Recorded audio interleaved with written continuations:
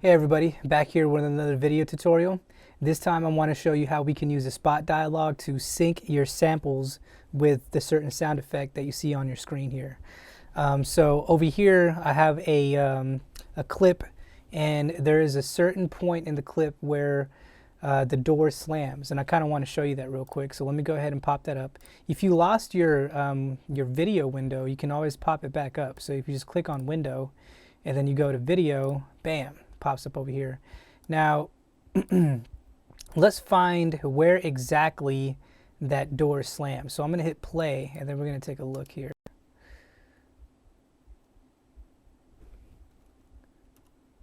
Okay, it's coming up here soon. And bam, so that's where the door slams. Now notice that when I hit the space bar, it went back to my previous location. If I wanted to stop that, I can hit this little tab right here, insertion follows playback, and then it won't do that. So every time I stop, it will go to the last stop point.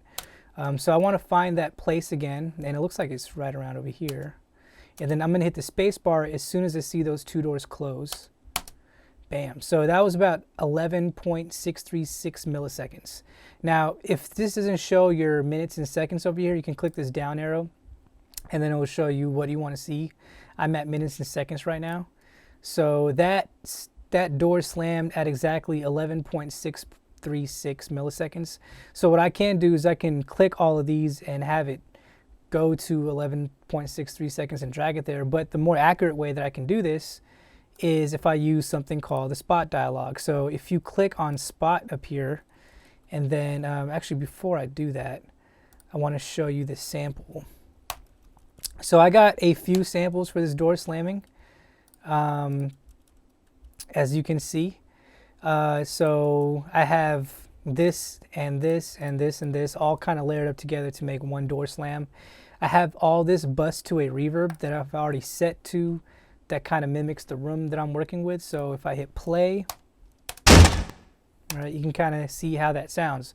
So what I want to do is I want to highlight all these, and I want to put it at 11.636 milliseconds.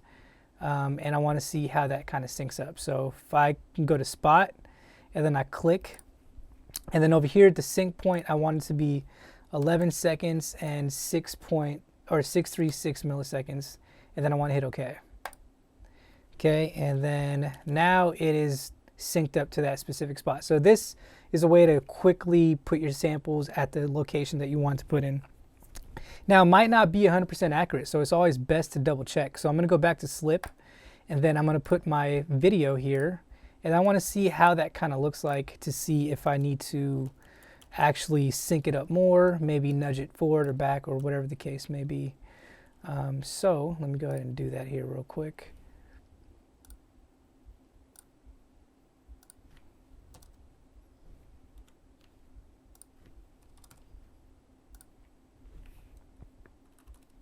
Okay, so let's see how that looks. Let me go ahead and get my video, and let's go ahead and hit play.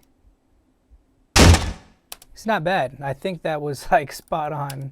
Usually doesn't happen on, yeah, usually it doesn't happen on the first shot.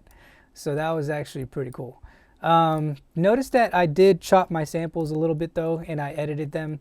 So you always want to make sure that the sample starts like right at the beginning of the clip, right? And I got my little fades over here just to make it sound more natural. I can increase the decay time a little bit, just to kind of mimic the room a little bit more. It seems like they're in an open space, but they're surrounded by stone walls, so maybe I can increase the decay time and see how that actually works here. So let's see. Yeah, it's not bad. And I would probably, I mean, it's not a bright room, right? There's no glass or something like that. So maybe I can go ahead and take some of the brightness away, but ever so gently. So if I EQ this, maybe, you know, cut everything above about 7. Let's see if that sounds more accurate here. Not bad. I can go a little bit more.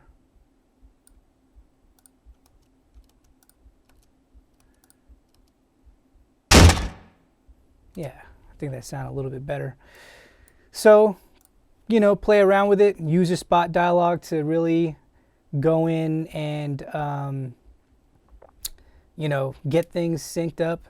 Make sure you keep your clips clean. That's always important. And using your fade in and fade outs is very important as well. Anyway, hopefully that helped. Hopefully that helps you with your sound design project and makes things a little bit quicker in terms of workflow. If you have any questions, comment below, email me, and I'll see you around. Peace.